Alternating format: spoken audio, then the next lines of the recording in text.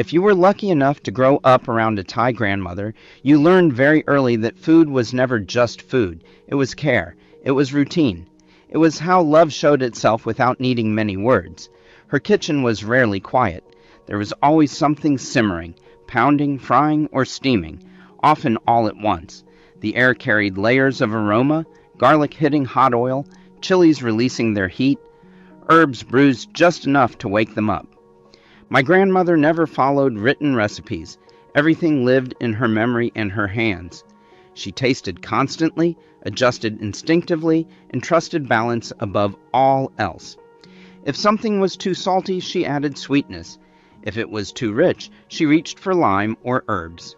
Watching her cook felt less like following steps and more like witnessing a conversation between ingredients. Family meals were expected, not negotiated. Bowls appeared on the table gradually, filling every open space. Rice was always the anchor. Everything else revolved around it.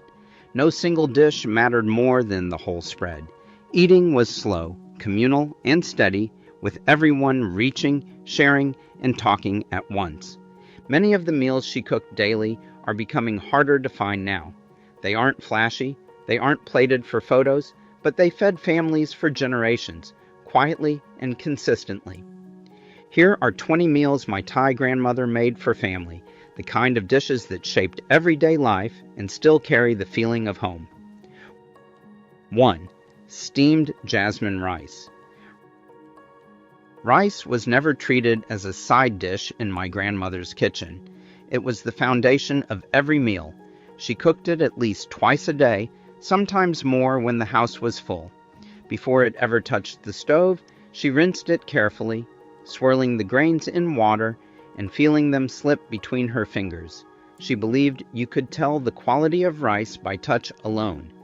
It was steamed patiently until each grain was soft but separate, never sticky, never rushed. The rice pot stayed warm near the stove, ready whenever someone was hungry. It didn't matter what else was on the table, vegetables, meat, or soup. Everything existed to be eaten with rice. Plates were built around it, not the other way around. Even after the meal was finished, a little rice usually remained, saved for later. To my grandmother, a house without rice ready meant something was unfinished. Every meal began and ended with it, steady and reliable, just like she was. 2. Gaang Jude, clear soup. Gaang Jude was gentle food. A clear, lightly seasoned broth held soft vegetables, glass noodles, or tender pork meatballs, offering comfort without heaviness. My grandmother made it when someone felt tired, unwell, or simply needed something easy to eat. She believed every meal needed balance, and this soup softened the stronger flavors on the table. It was ladled quietly into bowls and eaten slowly, often with very little conversation. Gaang Jude wasn't meant to impress or stand out. It was there to restore, to calm, and to make sure everyone left the table feeling better than when they arrived. 3. Kai Jiao, Thai omelette.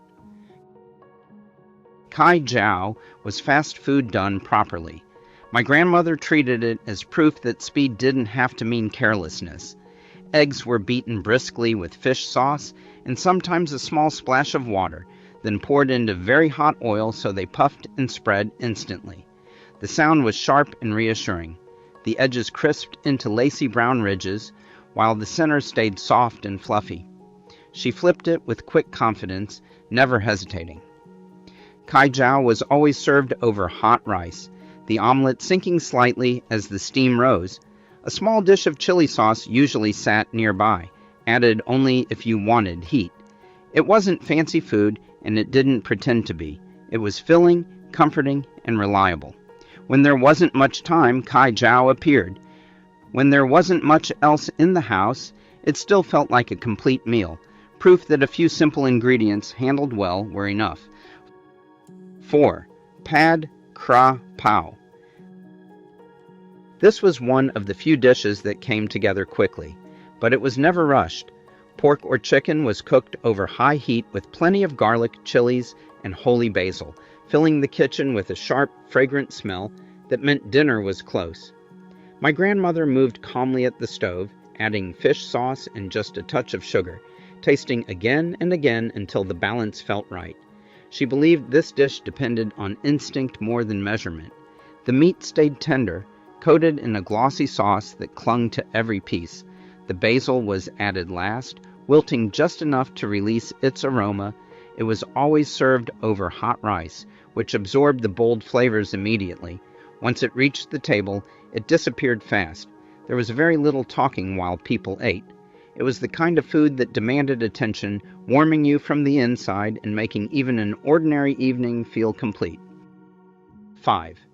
Nam Prik with fresh vegetables. Nam Prik wasn't just one recipe. It changed constantly in my grandmother's kitchen.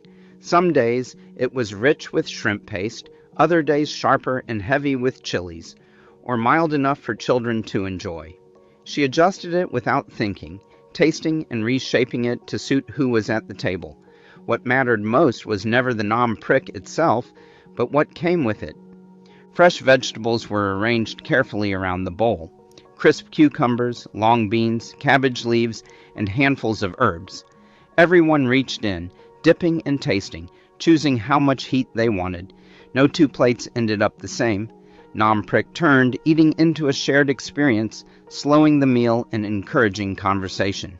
It wasn't about filling up quickly, it was about balance, choice, and eating together, each bite shaped by personal taste and quiet tradition. 6. Tom Yum, the family way. My grandmother's tom yum was never aggressively sour or overwhelmingly fiery. It was carefully balanced. Lemongrass, galangal, kaffir lime leaves, chilies, and fresh lime juice came together in a clear broth that woke you up without shocking the palate. Each ingredient was added with restraint, allowing the flavors to layer rather than compete. It was most often made with shrimp or fish, cooked just long enough to stay tender. The soup was eaten with rice, spooned carefully between bites instead of rushed. My grandmother believed tom yum should refresh and steady you at the same time. It wasn't meant to dominate the meal, but to sharpen your appetite and bring everything else on the table into focus. 7. Stir-fried morning glory. Water spinach was cooked quickly, with no hesitation.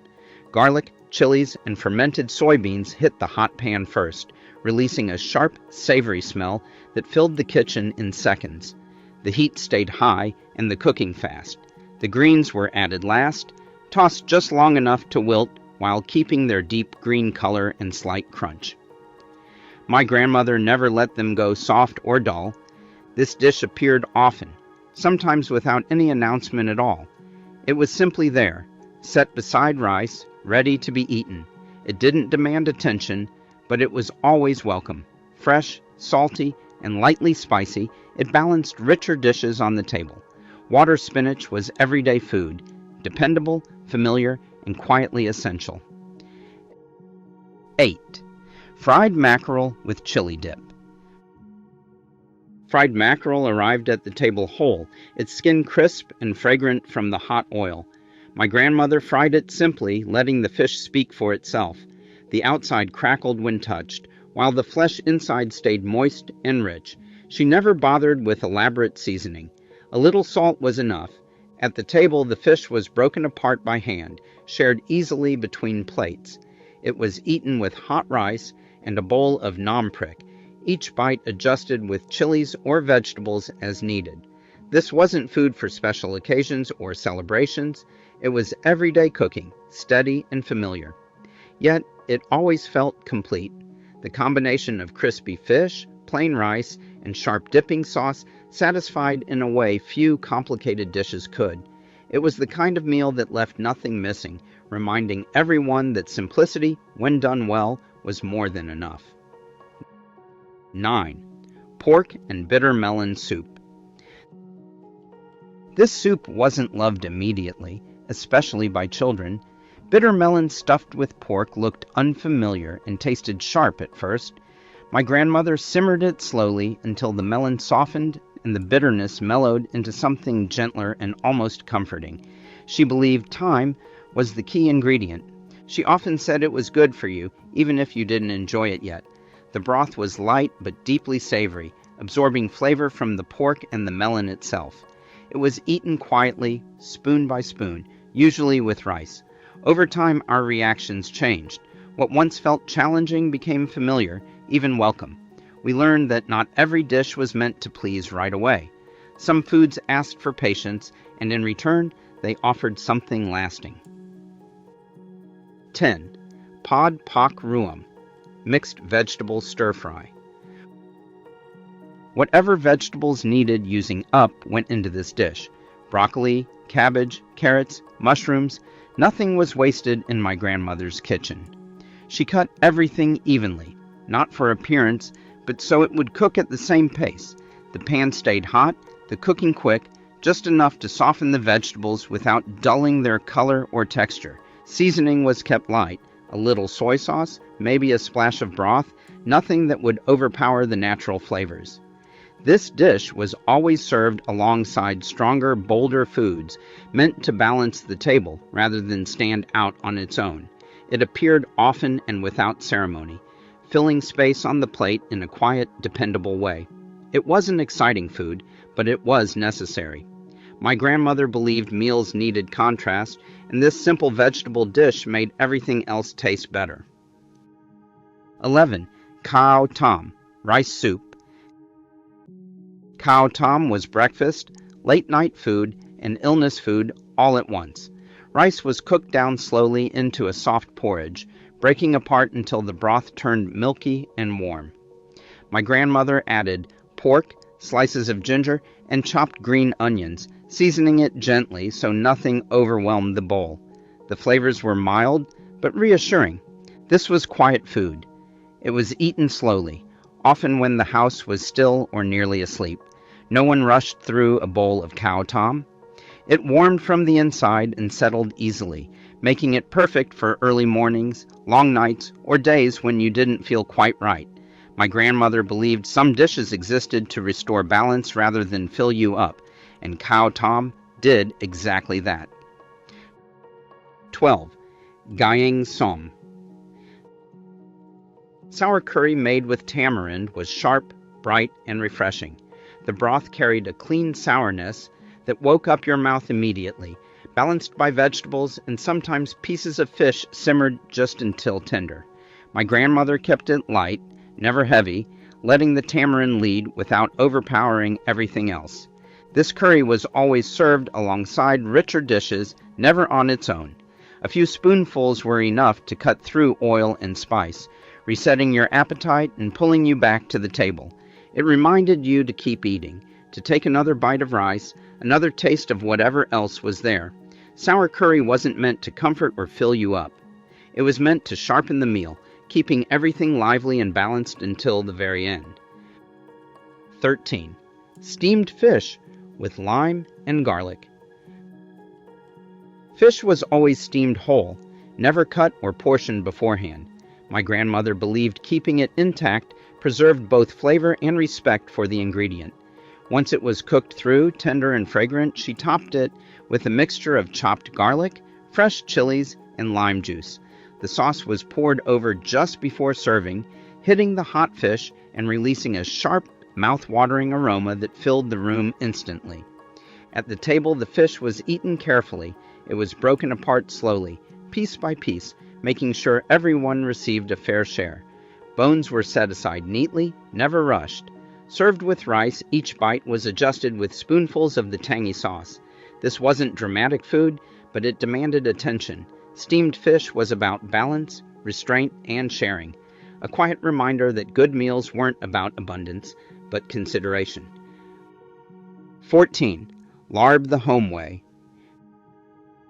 Minced meat mixed with lime juice, fish sauce, toasted rice powder, and fresh herbs came together into a dish my grandmother always kept carefully balanced. She was cautious with the chilies, adding just enough heat to wake the flavors without overwhelming them. The lime brought brightness, the fish sauce added depth, and the toasted rice gave it a gentle nuttiness that tied everything together. It was served with fresh vegetables and hot rice, meant to be eaten in small bites rather than piled onto the plate. Despite its bold flavors, it never felt heavy. Each mouthful was light, fresh, and satisfying. My grandmother believed dishes like this showed the importance of balance, strong but controlled, lively but never exhausting. It was food that left you feeling nourished, not weighed down. 15. Sweet pork, Moo Wan. Pork was braised slowly with palm sugar and soy sauce until it turned dark, glossy, and tender enough to pull apart with a spoon.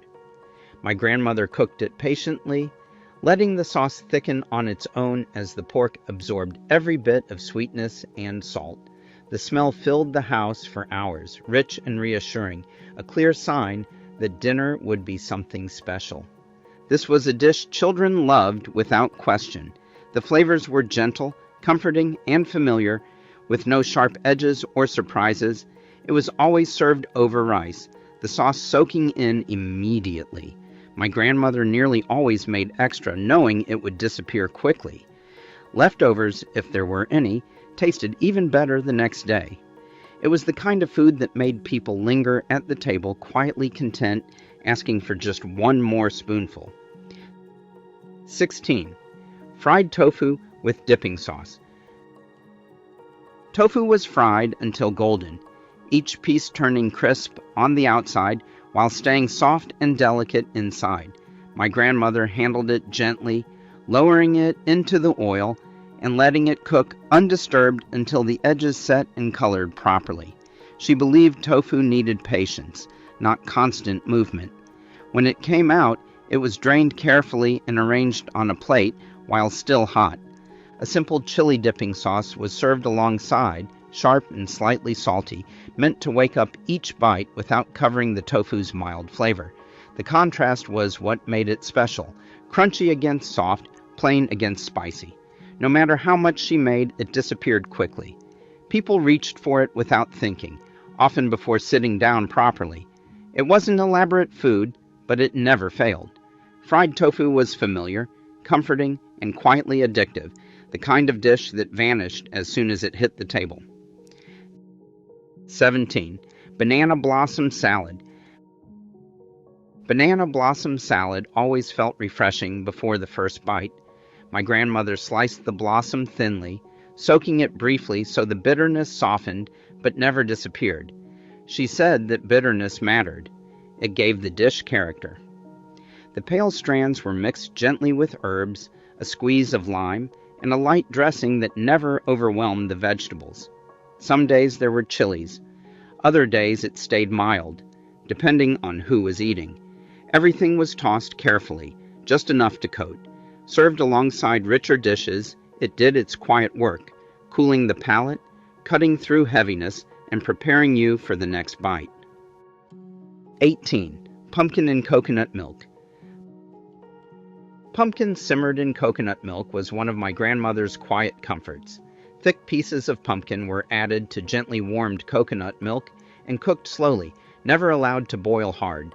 She seasoned it with palm sugar and a pinch of salt, tasting carefully until the sweetness felt soft and balanced, not like dessert.